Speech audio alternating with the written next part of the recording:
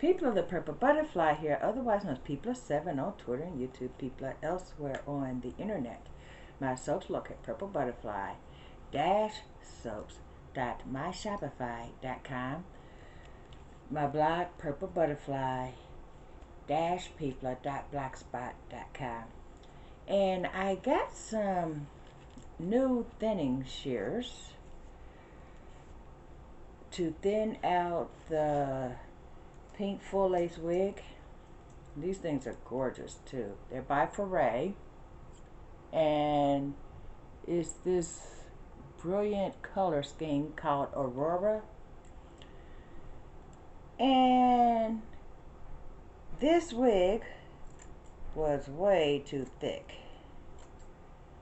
so I'm thinning it the way I usually do. And basically I went over the entire wig, the method you just seen. I always cut it in at least 3 sections. Comb out the extra, and then that allows me to comb through even the thicker sections with this comb. Look at that.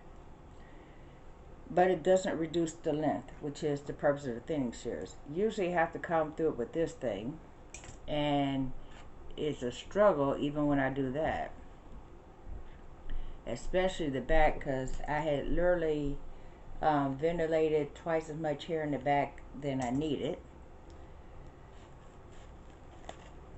So yeah, when I added the new hair, I didn't really pay attention to the fact that I was doing single strands, spaced out, double throughout, and only had it single knots in the front. So when I added the new hair, I did it like a closure, and that was too thick. So yeah, then when I went to put it in a braid, all the braids ended in one spot, which makes it bulky and unravel quickly, instead of looking like this, where it's thick here and goes down to thin, which is a more natural format. So yeah, thought I'd share that. Okay. There, and sometimes there.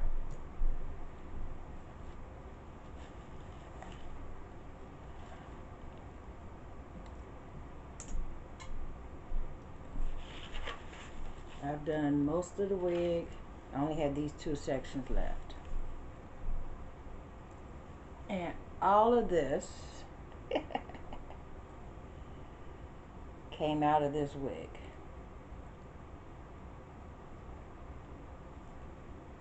Yeah. When you thin a wig, you look at this and think, oh, that's a lot of hair. But it really isn't if you consider the fact that it's cut at different lengths throughout. And basically it takes a too thick wig to a more natural format.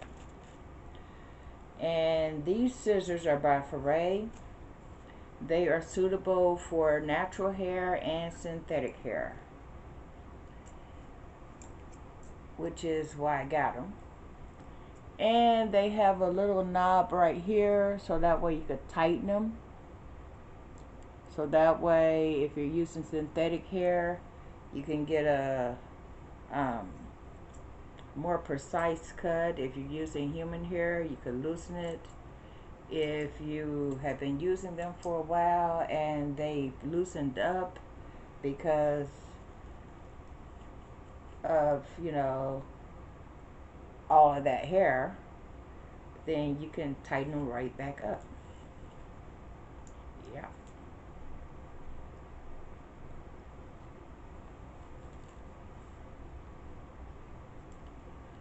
So I thought I'd share that.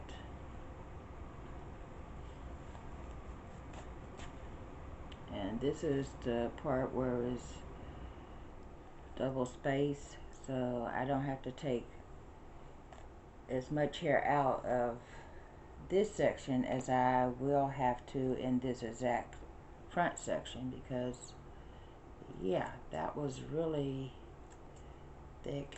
But I just wanted to make sure I had coverage, so I went through every single hole, so that way no matter where you part it in the front, especially like at the hairline, you didn't have to worry about, you know, there being any gaps.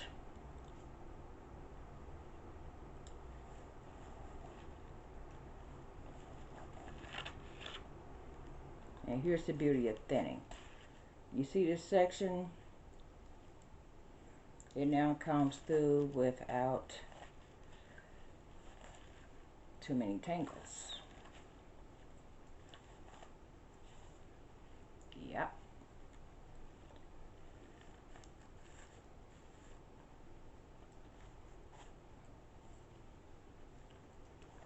I mean, without thinning, even the thinnest sections will still tangle.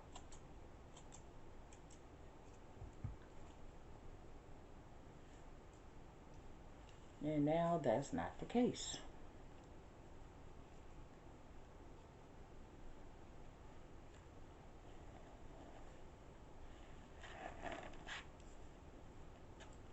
And disclaimer, I am not a professional. I'm just an overachiever that is, shall we say, spendthrifty. In other words, I don't like to spend money on stuff that I can do myself. So instead of spending $300 on a human hair wig, or half that on a synthetic wig for full lace, I learned how to do it myself, and that's what I do.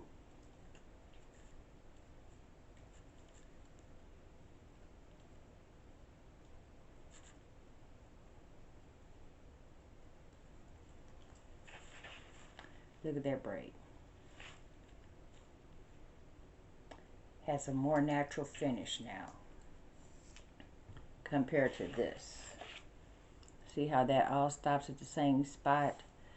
And that's also why it tangles, because basically it's a blunt cut.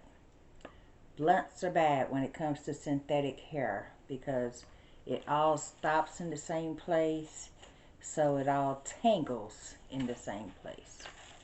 Natural hair is not blunt unless you purposely cut it into a blunt, and most people that's ever had a blunt cut immediately go, oh, I need layers in this, and then they put layers in.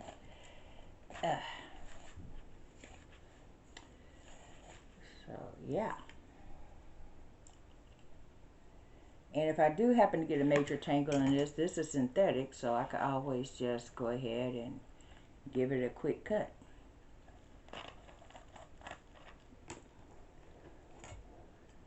So let's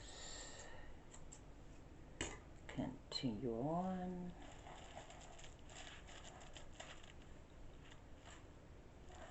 And this wig will be the same length that I cut it to when I did the modified V-cut, because thinning does not take out all the hair. It only takes out the hair in between the little sections there. And just so we don't have it in one spot only, which essentially would be, excuse me, a reverse blunt cut. That's why I cut it high and low and in between.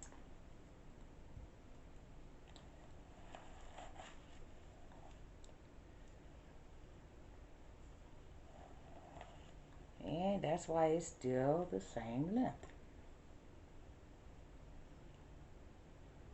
Just shorter in some places and longer in other places. Yeah.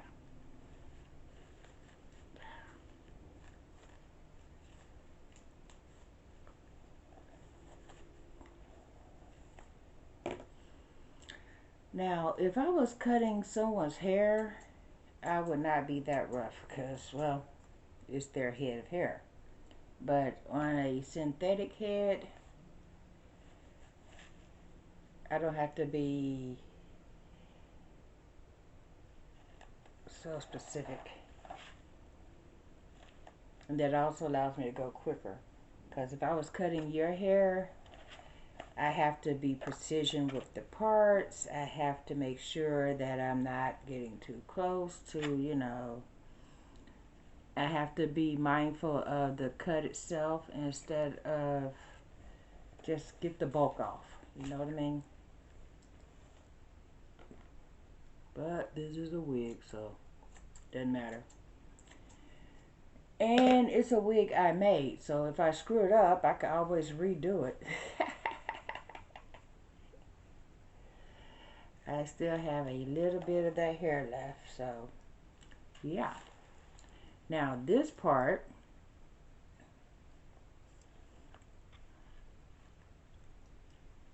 see how thick that is compared to this side? This is much thicker. This is where the single parts were, where the single knots, single space. So this I do have to be precise with because I need this section as thin as possible.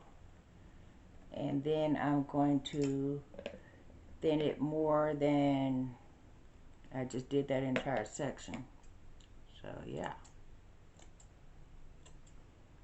And you could probably hear this. It's like the thicker it is, the more of a crunch, crunch, crunch you get when you comb through. And you notice I took out more of that because basically I want it to lie flat when I comb it instead of sticking up. Okay, like, well, let's turn it around. You see how that's flat and smooth? Same section of hair, look how much higher that is. That's what we're avoiding. We're thinning all of that out so that way it's not sticking straight up. In other words, we're removing the wiggy effect.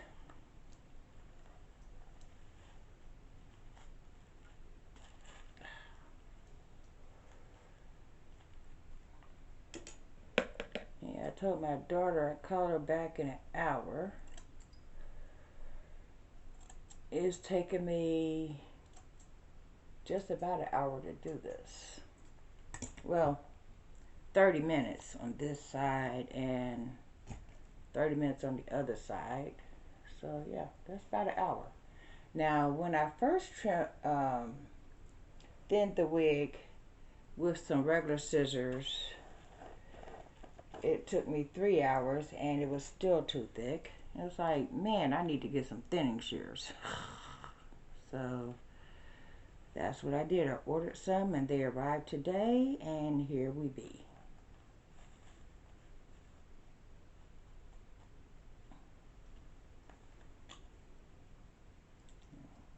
Let's drop that side.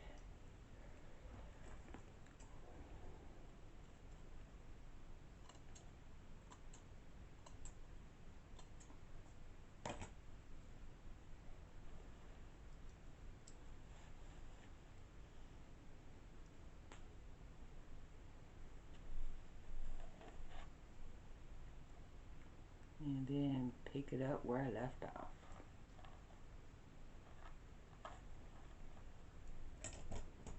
And since this is directly in the front, I'm going to bring the bangs down a little further.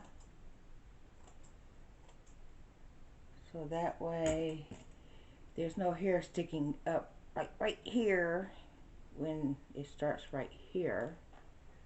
So that way it's more of a natural effect, because the last thing you want in the front of your hair is bangs that are too short. So by the same token, the wig still has to be thinned. So yeah.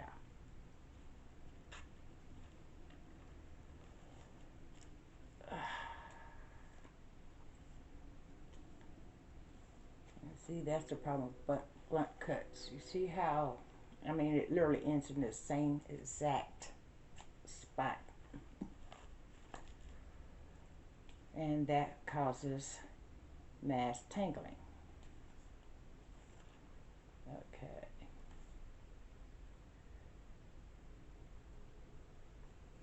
Drop that section. Bring that down to there. There.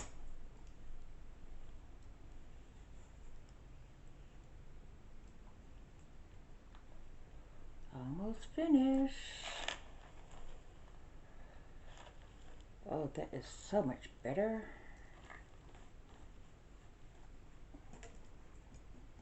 And since this is the front, we'll bring it down.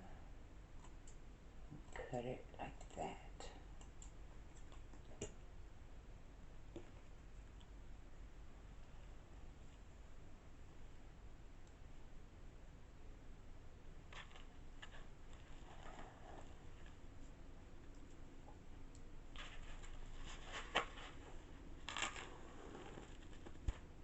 And now it comes through with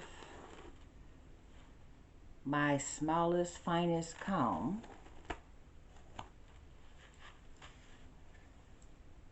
And it lays absolutely flat. And it's still long.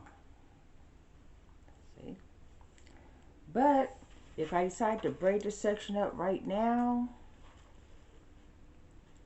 it's not going to have that let's stop all at one spot type effect. See? In fact, I'll braid up to show you.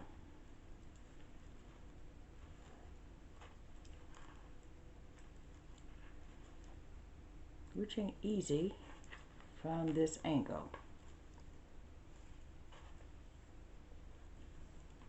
But you'll notice the braid goes from being thick at the top to being thin at the bottom, which is more in keeping with a natural transition.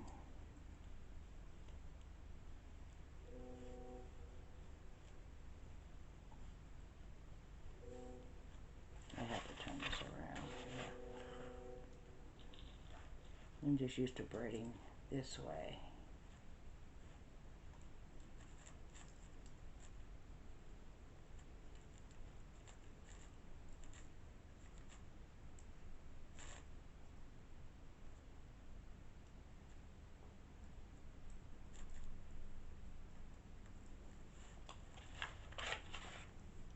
Check that out.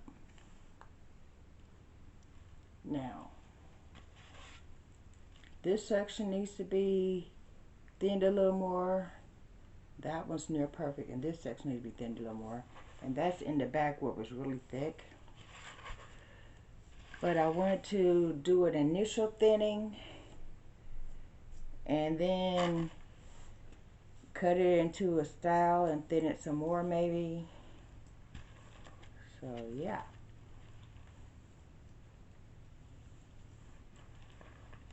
But since I parted it down the middle, I figure go ahead and thin it once it's conjoined, so that way the back has, you know, congruency.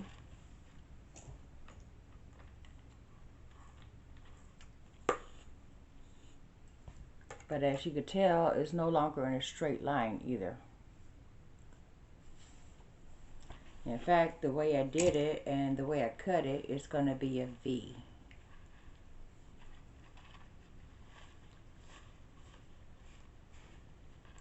I like modified V's. It's not a blunt cut. If you have the hair curly, it lays in a nice pattern, almost like a diva cut. And if it's straight, it's automatically a hairstyle, even if you don't do anything except for run a brush through it once. Even on human hair. Yeah. In fact, it's a style for human hair. But when I make wigs, I emulate the way things are in nature. So, yeah. That's how it looks now. And as you can tell, it's still just as long. It's just a little thinner, so that way it is lighter in weight. It has more of a flow now. It literally emulates natural hair now, which is the whole purpose of that. And now if I put it in a ponytail, I can do so with one hand. Ta-da. Before it was so thick that if I put a clip on it, I had to put a clip on both sides just to hold it into a ponytail. And it had stretched out this one. But now, I can actually get the ponytail holder around it twice without it breaking.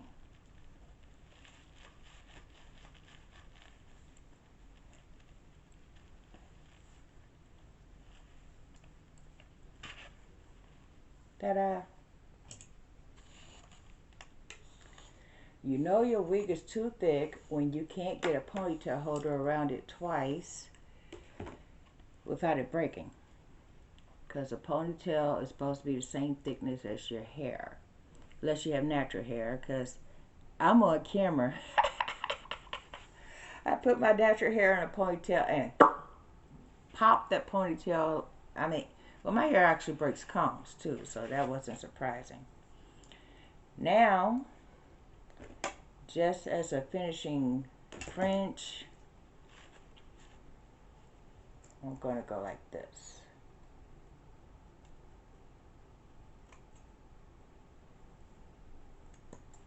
There. And then comb that out. So that way,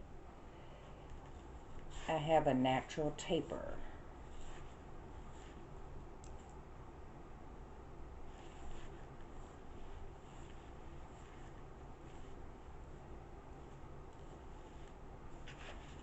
Yeah.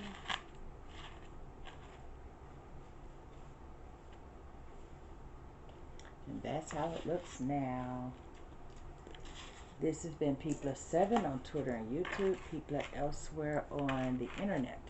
My blogs located PurpleButterfly-People.blogspot.com. My soaps, PurpleButterfly Soaps, could be located at People. Oh, hold on. Let's start over. My soaps, PurpleButterfly Soaps, could be located at PurpleButterfly dash